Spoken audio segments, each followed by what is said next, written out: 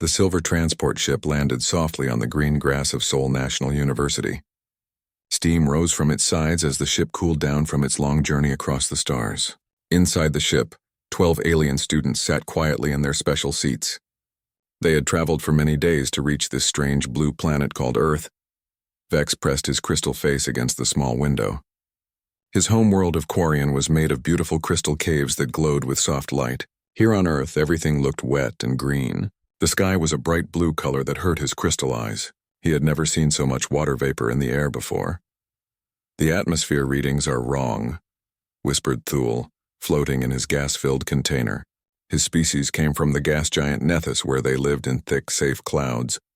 "The computer says this planet has 21% oxygen. That cannot be right." Kira moved her fins nervously in her water tank. Even though she came from the ocean world of Hydros, the water on Earth felt different somehow. It was warmer and had strange tastes she had never experienced before. The ship door opened with a soft hiss. Cool air rushed inside, and all the alien students gasped. The air was so thick with oxygen that it made them feel dizzy. Some students had to use their breathing masks right away. Professor Kim De-hyun stood waiting for them outside. He was a tall human with dark hair and kind eyes. He wore a simple blue jacket and black pants. Behind him stood his student helper, Park Min-jin, who was younger and carried a large bag of equipment. "Welcome to Earth," Professor Kim said with a warm smile. "I know this is very different from your homeworlds. Please take your time getting used to our atmosphere."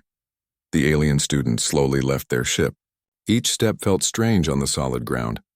Their homeworlds had different gravity, different air, and different ground. Earth felt heavy and thick around them. "Your planet is very dangerous," said Zephon, who came from a world with very thin air. His breathing mask made his voice sound funny. "How do you live with so much oxygen?" "It burns our lungs." Professor Kim laughed softly. "Humans have lived with this oxygen level for millions of years. We need it to survive. Without 21% oxygen, we would die quickly." Park Min-jin stepped forward with his equipment. "We have prepared special rooms for each of you. The air in your rooms has been changed to match your homeworlds as much as possible. You will be safe there."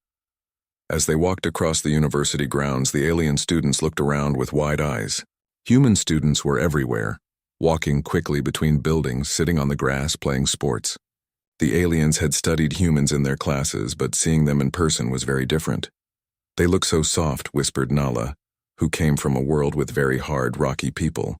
"How do they protect themselves without shells or armor?" "Their skin is just thin flesh," added Korv, whose people had thick, protective scales. "One small cut would kill them, surely." Professor Kim heard their whispers. "Human skin is tougher than you might think. We heal quickly from small injuries, and our skin protects us from most dangers." They passed a group of human students playing soccer on a large grass field.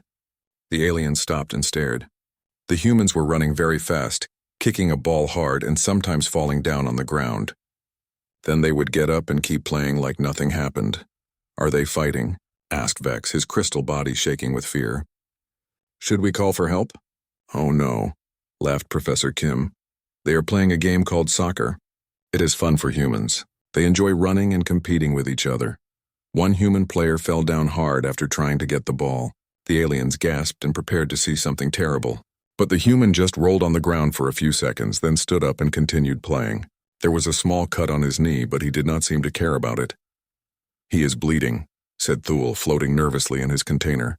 "Why is he not calling for medical help?" "That injury could be very serious," Park Min-jin smiled. "That is just a tiny scratch. Humans get small cuts like that all the time. Our bodies heal those injuries very quickly. In a few days you will not even see where the cut was." The group continued walking toward the main building. As they walked, a human student named Lee Soo-hee joined them. She was Professor Kim's student and had volunteered to help with the exchange program. "Hello everyone," Soo-hee said with a bright smile. "I am so excited to meet students from other worlds. I hope you enjoy your time on Earth." Soo-hee looked very young and small compared to the aliens. Her skin was pale and smooth, and she moved with quick, light steps. The aliens thought she looked very weak and fragile. "How old are you?" asked Kira through her water tank speaker. "I am 22 years old," Soo-hee replied. "I am studying biology here at the university." "So young," whispered several aliens to each other. On their worlds, anyone that young would still be considered a baby who needed constant protection. As they talked, Suhi mentioned something that made all the aliens freeze with shock. When I was 7 years old, I fell from the roof of my house, she said casually while adjusting her backpack. It was 3 stories high. I broke my arm and got some cuts, but I was fine after a few weeks in the hospital. The aliens stared at her in complete silence. Their breathing masks fogged up as they breathed faster with fear and confusion. You fell from 3 stories high? Repeated Vex, his crystal body turning a pale blue color that meant extreme shock. And you lived? How is that possible? Asked Nala. A fall like that would kill anyone on my world instantly. Suhi looked confused by their reaction. Well, yes, it hurt quite a bit and I was scared. But children fall from trees and buildings sometimes. Most of the time we are okay if we get medical help quickly. She rolled up her sleeve to show them a thin white line on her arm. This is the scar from where the bone broke. You can barely see it now. The alien students looked at the tiny scar with amazement and horror. On their worlds, breaking a bone was often a death sentence. Their species had evolved on safer planets where such injuries almost never happened. Professor Kim watched the aliens' shocked faces and realized this was going to be a very interesting exchange program. These students were about to learn that Earth was unlike any world they had ever imagined. Perhaps we should go inside now, he suggested gently. You need time to rest and adjust to our world. Tomorrow we will begin your classes and you will learn much more about life on Earth. As they walked into the building, the alien students whispered to each other in their own languages. They were beginning to understand that they had come to study on a world that was far more dangerous than anyone had told them. The exchange program was just beginning, and already they were discovering that humans were not the soft, weak species they had expected. These Earth creatures lived in conditions that would kill most civilized beings in the galaxy. What other shocking truths about this deadly planet were they about to discover? The next morning, the alien students gathered in Professor Choi Hyejin's evolutionary biology classroom. They sat in their special chairs that helped them breathe the thick earth air. The room felt warm and heavy to them, but the human students seemed comfortable. Professor Choi was a middle-aged woman with short black hair and glasses. She smiled at her mixed class of human and alien students. Today we will learn about how life on Earth has survived and changed over millions of years. She pressed a button, and a large screen showed a picture of Earth from space. The blue and green planet looked beautiful, but the alien students already knew it was more dangerous than it appeared. Earth has experienced 5 major extinction events, Professor Choi began. These were times when most living things on our planet died very quickly. The alien students looked at each other with confusion. On their worlds, life had grown slowly and safely for billions of years. The idea of most life dying at once was terrifying to them. The first extinction happened 440 million years ago, Professor Choi continued. Ice covered most of the planet and the oceans became very cold. 85% of all sea life died. Kira's fins moved nervously in her water tank. Her ocean world had never experienced anything like that. The water there was always warm and safe. The second extinction was caused by volcanoes, the professor said. They filled the air with poison gas and ash. Most land animals died. Vex's crystal body turned pale. On Quarian, the ground was stable crystal that never moved or exploded. The idea of the Earth itself becoming deadly was beyond his understanding. Professor Choi showed them pictures of massive volcanoes and burning skies. The third extinction was the worst. 96% of all life on Earth died. The oceans turned into acid, and the air became poison. Several alien students had to use their emergency breathing equipment. Just hearing about such conditions made them feel sick. But life survived, Professor Choi said with a proud smile. Earth life is very tough. It found ways to live even in these terrible conditions. A human student named Nam Jihoon raised his hand. He was tall and thin with friendly eyes. Professor, can I show our guests my research project? Of course, Jihoon. That would be perfect for today's lesson. Jihoon stood up and walked to the front of the class. He carried a small bag with him. I study human pain tolerance for my graduate degree. I want to show you something interesting about how humans deal with pain. He opened his bag and took out a small box filled with very thin needles. The alien students gasped when they saw the sharp metal points. These are acupuncture needles, Jihoon explained calmly. Humans have used them for thousands of years to help with pain and sickness. Without warning, Jihoon began pushing the needles into his arm. One by one, he placed them under his skin.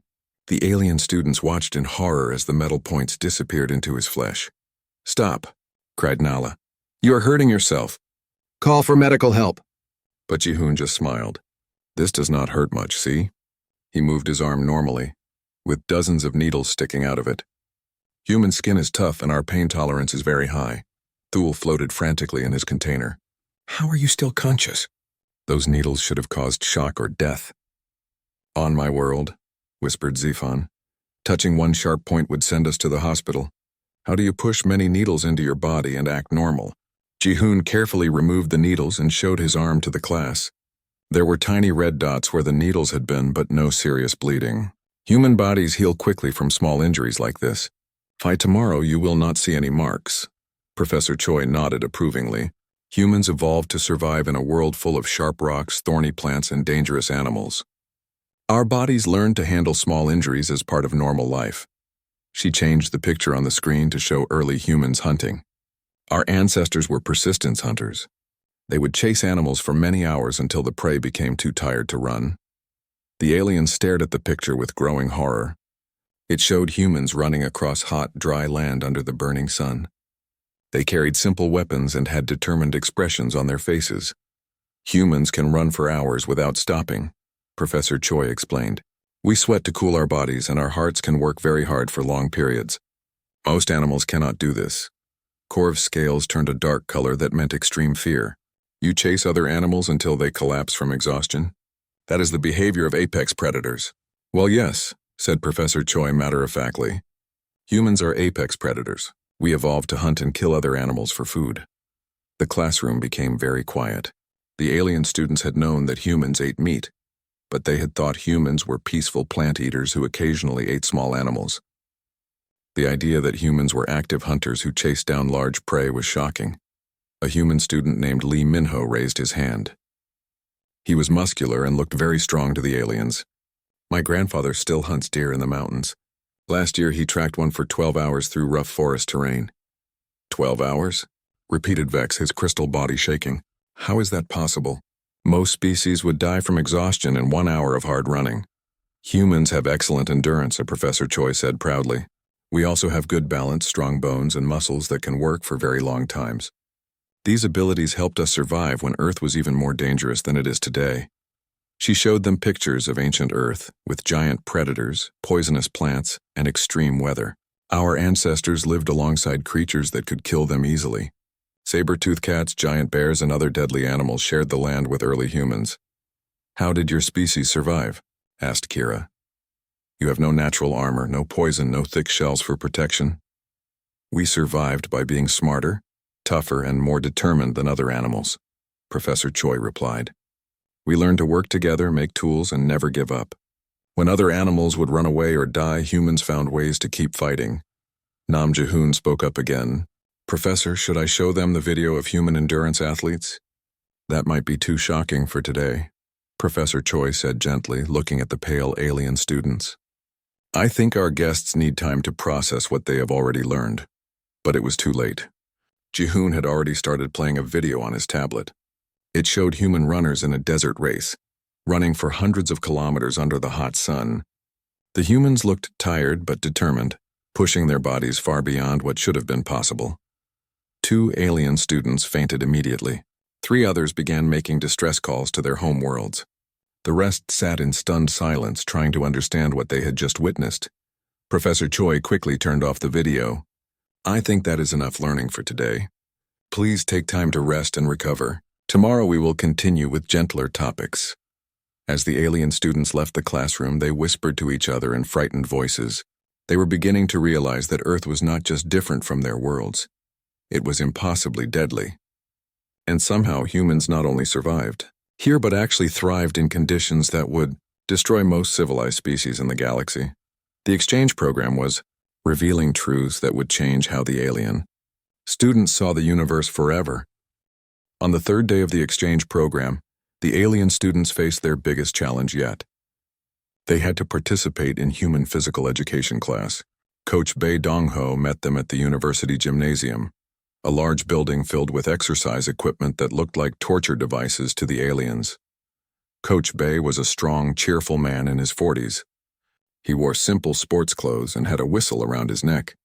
His smile was friendly. but the alien students could see the powerful muscles in his arms and legs. They huddled together nervously. "Welcome to PE class," Coach Bay said loudly. "Today we will do some basic warm-up exercises. Nothing too difficult for your first day." The aliens looked around the gymnasium with fear. Human students were already there, stretching their bodies in ways that looked painful. Some were bending their backs backward until their heads almost touched the ground. Others were pulling their legs up to their chests. "Are they injured?" whispered Vex to his translator device. "Should we call for medical help?"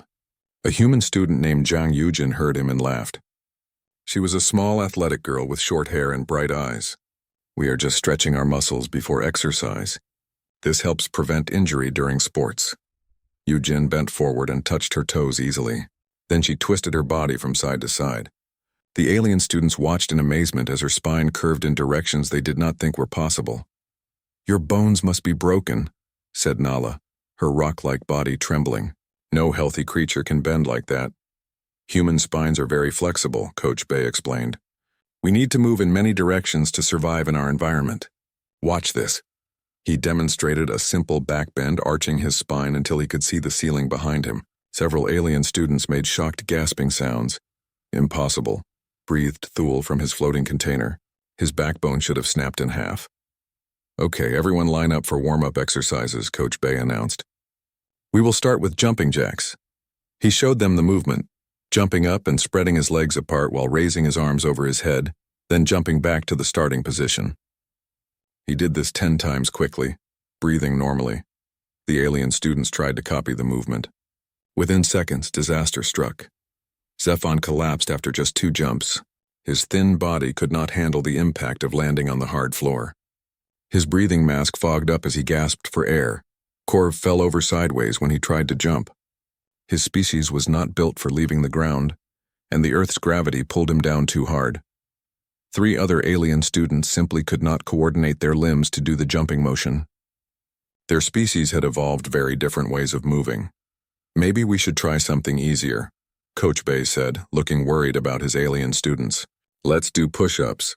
You just lie down and push your body up with your arms." He demonstrated by lying face down on the floor and pushing his entire body weight up with just his arms. He did this 20 times without stopping. The aliens stared at him in disbelief. The idea of lifting their whole body using only their arms seemed impossible. "How much do you weigh?" asked Kira through her water tank speaker. "About 70 kilograms, Coach Bay replied, continuing his push-ups. "You are lifting 70 kilograms of weight 20 times using only your arms?" Vex's crystal body flashed with shock signals. "That requires the strength of industrial machinery." Zhang Yujin joined the demonstration. Despite being much smaller than Coach Bay, she began doing push-ups easily. Her arms moved up and down steadily, lifting her body as if it weighed nothing. "This is just basic fitness," she said while continuing the exercise. "Most humans can do at least 10 push-ups. Athletes can do 50 or more." 2 more alien students fainted at this information. Their medical monitors began beeping with alarm signals. "Perhaps we should move to the swimming pool," Coach Bay suggested quickly. "Water exercise might be gentler for our guests." They moved to the indoor swimming pool. The aliens hoped this would be easier, especially Kira, who came from a water world. But they were wrong. The pool was filled with clear, chlorinated water that was 2 meters deep at the shallow end and 4 meters deep at the other end. Human students were already swimming back and forth, moving through the water with smooth, powerful strokes. "Swimming is excellent exercise for the whole body," Coach Bay explained. "It builds strength and endurance while being easy on the joints." A human student named Quan Sujin dove into the deep end of the pool. She disappeared completely under the water. The aliens counted the seconds nervously. 10, 20, 30, 40 seconds passed. "She has drowned," cried Nala. "Call emergency services." But then Sujin's head appeared at the other end of the pool. She had swum the entire length underwater, holding her breath for nearly a minute. "How long can humans survive without breathing?" asked Thule, floating frantically in his container. "The average person can hold their breath for about 1 minute," Coach Bay replied. "Trained swimmers can hold it for 3 or 4 minutes. Some professional divers can hold their breath for over 20 minutes. Kira, despite being from a water world, began making distress sounds in her tank. 20 minutes without breathing? That is impossible. Even my species, which lives in water, cannot survive that long without oxygen exchange. Sujin climbed out of the pool, water dripping from her hair. She was breathing normally and looked completely healthy. I also do deep-sea diving as a hobby, she said casually. Last month I dove to 30 meters depth without breathing equipment. 30 meters? Kira's fins moved wildly. The pressure at that depth would crush most beings. How do your organs survive? Human bodies are designed to handle pressure changes, Sujin explained. We can equalize the pressure in our ears and lungs as we dive deeper. She demonstrated some diving techniques, showing how humans could prepare their bodies for extreme underwater conditions. The aliens watched in growing horror as they realized that humans routinely survived pressures that would kill most. Spacefaring species. Coach Bay decided to end the swimming demonstration before more students collapsed. Let's finish with some simple stretching exercises, he said, but even the stretching proved too much for the alien students. Watching humans bend their bodies in impossible directions, twist their joints beyond what seemed safe, and casually discuss extreme physical activities left the visitors in a state of shock. By the end of the class, 7 of the 12 alien students needed medical attention. Their bodies could not handle even watching human physical activity, let alone participating in it. Are all humans capable of these things? Asked Vex weakly as medical staff checked his crystal structure for stress fractures. These are just normal, everyday activities for us, replied Zhang Yujin, who was helping care for the alien students. We do not think of them as extreme or dangerous. This is how human bodies are supposed to work. As the alien students were taken to their special recovery rooms, they whispered to each other about what they had witnessed. The humans were not just survivors of a dangerous world. They were living weapons, capable of physical feats that defied everything the aliens understood about biology and physics. The exchange program was revealing that Earth was not just a death world, it was a training ground that had created beings of impossible strength and endurance. What other shocking abilities did humans possess? The alien students were beginning to fear what they might discover next. Dr. Shin Hyun-woo led the group of alien students through the corridors of Seoul National Hospital. The aliens had recovered enough from their physical education trauma to continue their studies, though they now moved with much more caution around humans. The hospital smelled of cleaning chemicals and medicine. The aliens found the scents overwhelming. Their sensitive noses detected traces of blood, pain, and suffering that humans seemed to ignore completely. Today you will observe human medical procedures, Dr. Shin explained as they walked. He was a calm, experienced surgeon who had volunteered to educate the alien students. This will help you understand how human bodies work and heal. The first stop was the emergency room. Through the glass windows, the aliens could see human patients sitting calmly in chairs waiting for treatment. Some had bloody bandages on their arms or legs. Others had obvious injuries like swollen faces or bent fingers. Why are they not screaming? Asked Vex, his crystal body flickering with confusion. Those injuries look very serious. A human patient named Kim Tae-hoon sat nearby with a deep cut on his hand. Blood had soaked through his bandage, but he was reading a magazine and looked bored rather than terrified. Excuse me, Nala said to him through her translator. Are you not in terrible pain from that wound? Tae-hoon looked up from his magazine and smiled. Oh, this? It hurts a bit, but it is not too bad. I cut myself while cooking dinner. The doctor will sew it up in a few minutes and I will be fine. The alien stared at him in shock. The cut was deep enough to see muscle and bone. On their world, such an injury would require immediate surgery and weeks of recovery, if the patient survived at all. Dr. Shin led them to observe the treatment. Mr. Kim, we need to clean and stitch your wound. This will hurt a little, but you should be fine. Tae-hoon nodded and held out his injured hand. Dr. Shin injected local anesthetic around the wound, then began cleaning out the cut with metal instruments. The aliens watched in horror as he pushed sharp tools into the open flesh. He is awake during surgery? Whispered Thule, floating nervously in his container. How is he not dying from the shock and trauma? Tae-hoon chatted casually with Dr. Shin while the doctor worked. He even joked about being more careful with knives in the future. When Dr. Shin began sewing the wound closed with needle and thread, Tae-hoon watched with mild interest. Does that hurt? Asked Kira through her water tank speaker. A little, Tae-hoon replied. But the anesthetic makes it bearable. I have had worse injuries than this. Worse injuries? Several aliens spoke at once, their translator devices overlapping in confusion. Sure, Tae-hoon said casually. When I was younger, I broke 3 ribs in a bicycle accident. And last year, I dislocated my shoulder playing basketball. Those hurt much more than this little cut. Dr. Shin finished the stitching and bandaged the wound. You can go home now, Mr. Kim. Keep the bandage dry for 3 days, then remove the stitches in 2 weeks. The wound should heal completely. After Tai-Hoon left, Dr. Shin turned to the alien students. That was a routine minor surgery. We do hundreds of procedures like that every day. Routine? Sefan's breathing mask fogged with rapid, panicked breathing. You regularly perform surgery on conscious patients and they survive? Of course, Dr. Shin replied, looking puzzled by their reaction. Local anesthetic allows us to operate while the patient stays awake. This is much safer than putting them completely unconscious for minor procedures. Nurse Lim So-young joined their group. She was a kind, experienced woman who had worked in the hospital for many years. Would you like to see our trauma unit? She asked. We have some interesting cases today.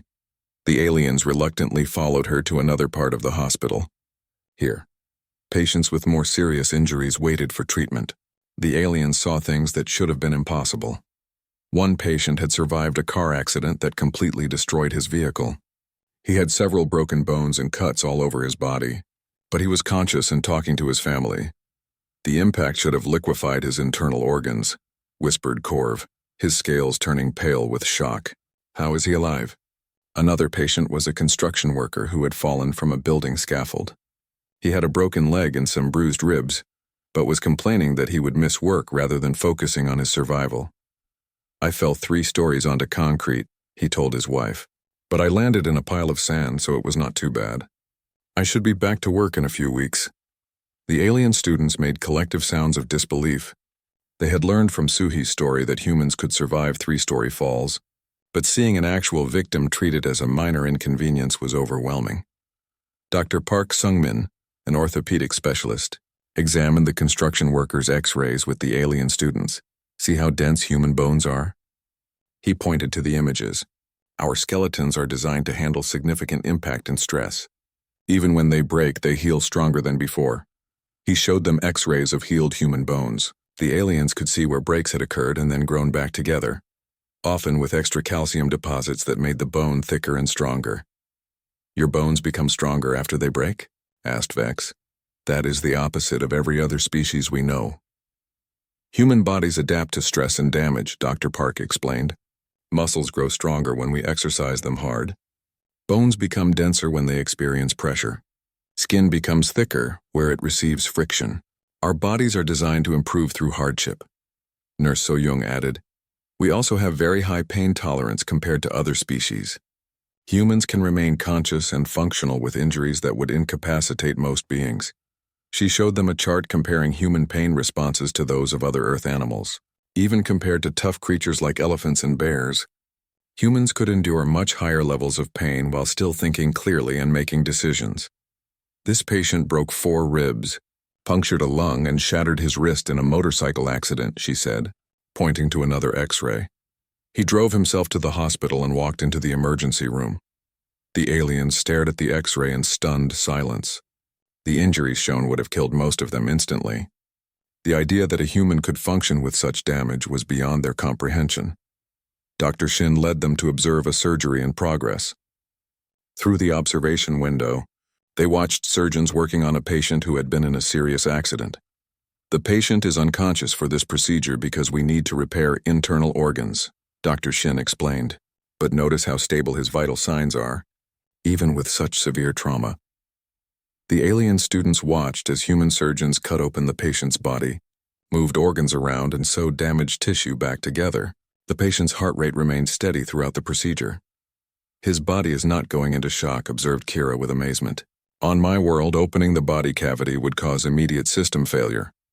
Human physiology is remarkably stable, Dr. Shin replied proudly. We have evolved strong cardiovascular systems and excellent blood clotting abilities. Our bodies can handle significant trauma without shutting down. After several hours of medical observations, the alien students were exhausted and traumatized. They had seen humans survive injuries that would destroy spacecraft, endure procedures that seemed like torture, and heal from damage that should have been permanently crippling. As they returned to their dormitories, the aliens whispered anxiously to each other. They live in bodies that are essentially armored vehicles, said Nala, with built-in repair systems that actually improve under stress, added Vex, and pain tolerance that allows them to function while severely damaged, finished Thule, the alien. Students were beginning to understand that humans were not just survivors of a death world, they were living examples of what happened when evolution had millions of years to create the perfect survival machine. Each day on Earth revealed new impossible truths about these creatures who called this hostile planet home. The morning started like any other day at Seoul National University. The alien students had grown somewhat used to the thick oxygen and heavy gravity of Earth, though they still needed their special equipment to survive. They gathered in Professor Han Yoonji's disaster preparedness classroom, expecting another shocking but educational lesson about human survival. Professor Han was a small, energetic woman who taught emergency management. Her classroom was filled with strange equipment, hard hats, emergency food, water purification tablets, and first aid supplies that looked like military gear to the aliens. Today we practice emergency response procedures, she announced cheerfully. Every human learns these skills in case of natural disasters. The alien students looked confused. On their worlds, disasters were so rare that most species had never developed emergency procedures. Their advanced technology simply prevented problems before they occurred. What kind of disasters do you prepare for? Asked Vex, his crystal body reflecting the classroom lights nervously. Professor Han began listing them on the whiteboard. Earthquakes, tsunamis, volcanic eruptions, hurricanes, floods, landslides, forest fires, blizzards, tornadoes, and building collapses. The alien stared at the growing list with increasing horror. These were world-ending catastrophes that would evacuate entire star systems and galactic civilization. You experience all of these regularly? Whispered Thule, floating anxiously in his container. Oh yes, Professor Han replied matter-of-factly. South Korea has earthquakes, typhoons, and flooding every year. Humans learn to live with these conditions as children. Before the aliens could ask more questions, the emergency alarm system activated. Loud sirens began wailing throughout the university campus. Red lights flashed in the corridors, perfect timing, Professor Han said with excitement. This is our monthly earthquake drill. Follow the human students and observe their response. What happened next shocked the alien students more than anything they had witnessed so far. The moment the sirens started, every human in the building transformed. Their relaxed, casual behavior disappeared instantly, replaced by calm, efficient action. Student Oh Sung-ho immediately dropped under his desk and covered his head with his hands. Other students did the same throughout the classroom, moving with practiced precision. There was no panic, no screaming, no confusion. Drop, cover, and hold on, shouted Professor Han, demonstrating the position herself. The aliens tried to copy the humans, but their different body types made it difficult. Vex's crystal structure could not bend properly. Kira's water tank could not fit under a desk. Thule simply floated in place, unable to take cover at all. After 30 seconds, the humans began the next phase. Still moving calmly, they evacuated the building in organized groups. Students helped each other, checked for injuries, and moved toward the emergency exits without pushing or running. Oh Sung-ho took charge of a group that included several alien students. Stay together, he instructed clearly. Move slowly but steadily. Watch for falling debris. Help anyone who needs assistance. The aliens were amazed by his transformation. Minutes earlier, Sung-ho had been a quiet, friendly student. Now he moved like a trained soldier, making quick decisions and taking responsibility for others' safety. As they evacuated, the aliens noticed that every human seemed to know exactly what to do. Even young children from a nearby school were evacuating in perfect order, following procedures without adult supervision. How do they all know these actions? Asked Kira through her tank's speaker. All humans learn emergency procedures in school, explained a student named Yoon Jae-hyun as he guided them toward the emergency meeting point. We practice these drills many times every year. At the assembly area, the aliens watched human students organize themselves into groups and conduct safety checks. Student leaders counted heads, checked for injuries, and reported to emergency coordinators. The entire process took less than 10 minutes. This drill simulates a magnitude 6.0 earthquake, Professor Han explained to the alien students. This level of earthquake happens in Seoul every few years. Humans must be ready to respond quickly. Magnitude 6.0? Nala's rocky body trembled. That amount of seismic activity would shatter our crystal cities. For humans, it is serious but manageable, Professor Han replied. Our buildings are designed to survive much stronger earthquakes. Humans have learned to build in harmony with Earth's violent geological activity. After the drill ended, Professor Han led them to the university's emergency supply room. The aliens gasped at what they saw. The room was filled with food, water, medical supplies, and survival equipment sufficient to keep thousands of people alive for weeks. Every building in Seoul has emergency supplies, she explained. Humans must be prepared to survive without outside help for at least 7 days after a major disaster. Graduate student Yoon Jae-hyun volunteered to demonstrate basic survival skills.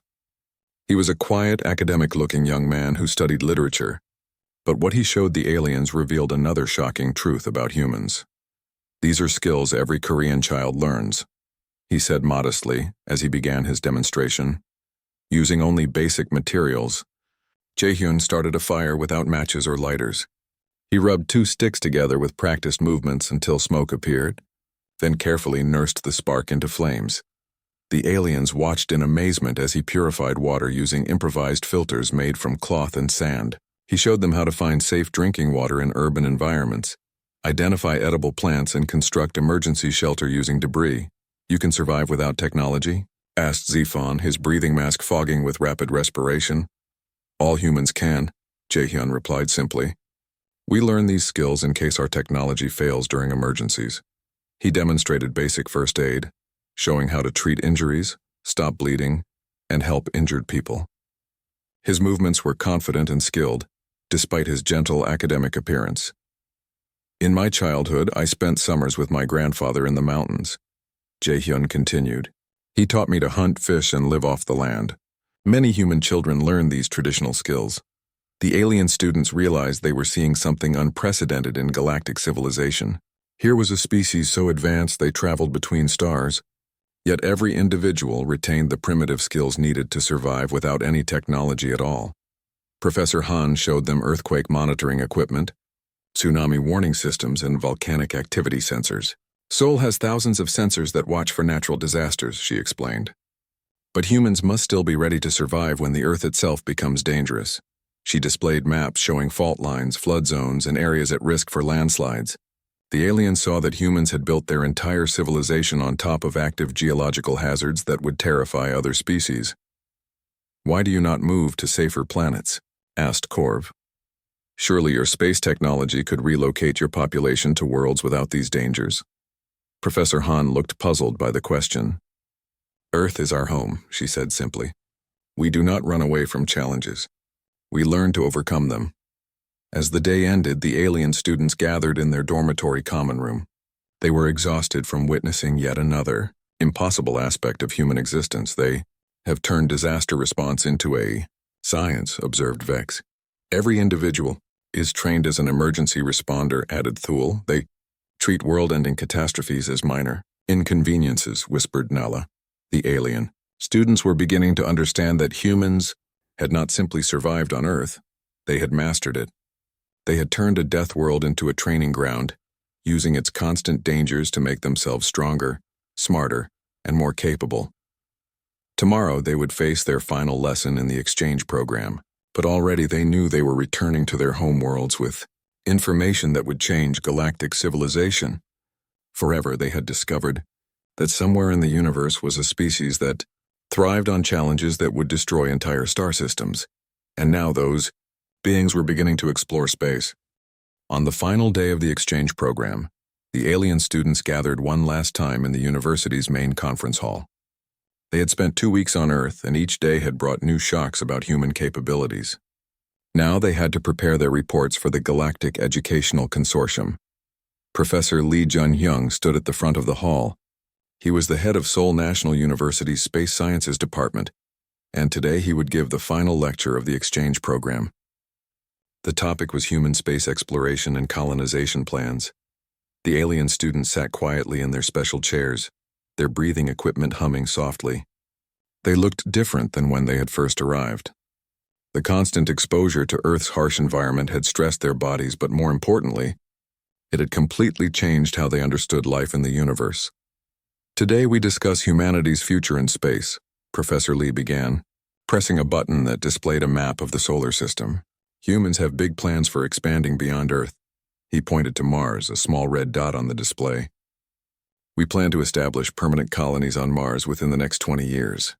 The environment there is much more comfortable than Earth. The alien students looked at each other with confusion. They had studied Mars and knew it was a frozen desert with no breathable atmosphere, deadly radiation, and dust storms that lasted for months. More comfortable? Asked Vex, his crystal body flickering with disbelief. Mars has no oxygen, freezing temperatures, and radiation that would kill most species instantly. Professor Lee smiled. Exactly. Mars has only trace amounts of oxygen, so humans will not have to worry about oxygen poisoning. The low atmospheric pressure will be refreshing after Earth's crushing density, and the reduced gravity will make physical activity much easier. The alien students stared at him in stunned silence. Professor Lee was describing one of the most hostile environments in the solar system as if it were a vacation resort. The radiation levels on Mars are quite manageable, he continued, much lower than what humans experience in some parts of Earth. Our miners work in more dangerous conditions every day. Thule floated frantically in his container. You have miners who work in environments more dangerous than Mars? Oh yes, Professor Lee replied casually. Deep underground mining, underwater drilling, volcanic research stations. Human workers routinely operate in conditions that would be considered uninhabitable by most galactic standards. He showed them pictures of human workers in environments that made the alien students feel sick just looking at them. Humans working inside active volcanoes, walking on ocean floors under crushing pressure, and drilling through ice in Antarctica where temperatures reached -40 degrees. These are normal jobs for humans? Whispered Nala. How do they survive? Humans are very adaptable, Professor Lee explained proudly. We use technology to help us, but our bodies can handle extreme conditions that would kill most other species, even with protective equipment. Student Representative Kim Mina joined Professor Lee on the stage. She was a cheerful young woman studying aerospace engineering, and she had volunteered to share her personal plans with the alien students. I am planning to join the Mars colonization program after I graduate, she announced with enthusiasm. I want to help establish the first permanent human settlement on another planet. The aliens looked at her with a mixture of admiration and horror. This small, friendly human was voluntarily choosing to live in conditions that would be considered exile to a death world by any other species. Are you not afraid? Asked Kira through her water tank speaker.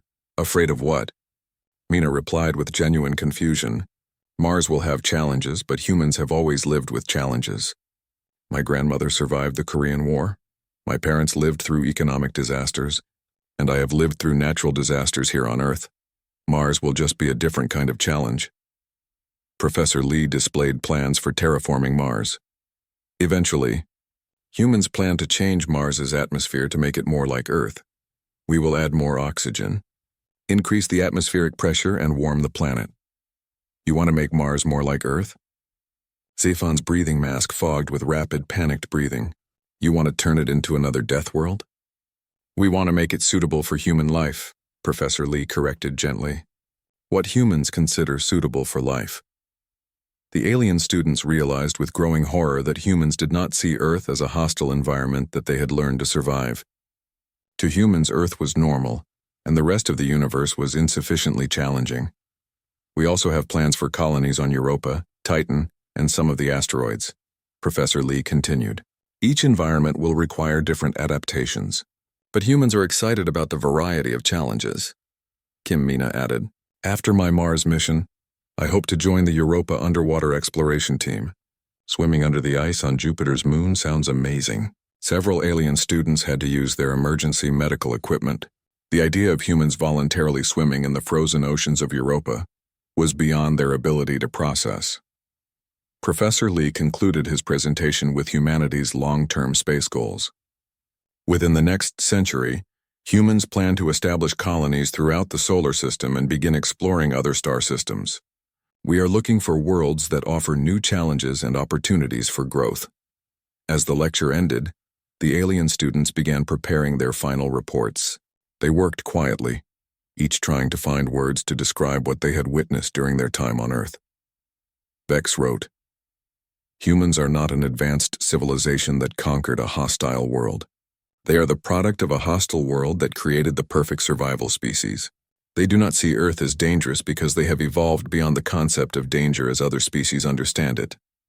Thule's report stated, "Human physical capabilities exceed what should be possible for biological life forms. They survive conditions that would destroy our most advanced technology. They consider activities that would be military torture on our worlds to be children's games and recreational sports." Kira documented, "Humans do not live on Earth despite its dangers. They live on Earth because of its dangers. They have turned constant environmental threats into evolutionary advantages. They are not seeking to escape Earth. They are seeking to recreate Earth's challenges throughout the galaxy." As the alien students prepared to depart, they gathered for one final meeting with their human hosts. Professor Kim Dae-hyun thanked them for their participation in the exchange program. "We hope you enjoyed learning about human culture and capabilities," he said warmly. "Enjoyed is not the correct word," replied Vex diplomatically. "We have learned things that will change how our species understand life in the universe." Kim Mina gave them a cheerful farewell. "Oh, I forgot to mention. Next month I am going mountain climbing in the Himalayas for vacation. I will be climbing peaks over 8,000 meters high in sub-zero temperatures. It should be fun." The alien students made no response. They had learned that when humans described something as fun, it usually meant an activity that would be classified as an extreme survival scenario by galactic standards. As their transport ship prepared for departure, the alien students looked back at Earth one final time. The blue and green planet looked deceptively peaceful from space, but they now knew it was the most dangerous world in the galaxy, and somehow, impossibly, it was also home to the most capable species they had ever encountered. Their reports would travel to every corner of galactic civilization, carrying news that would change everything. Somewhere in the universe was a species that had turned a death world into a training ground and were now preparing to export their impossible capabilities to other worlds. The galaxy would never be the same again as their ship disappeared into the darkness between stars. Earth continued its rotation, blissfully unaware that its children had just been classified as the most terrifying force in the known universe. On the surface, humans went about their daily lives, surviving, thriving, and planning their next impossible challenge among the stars.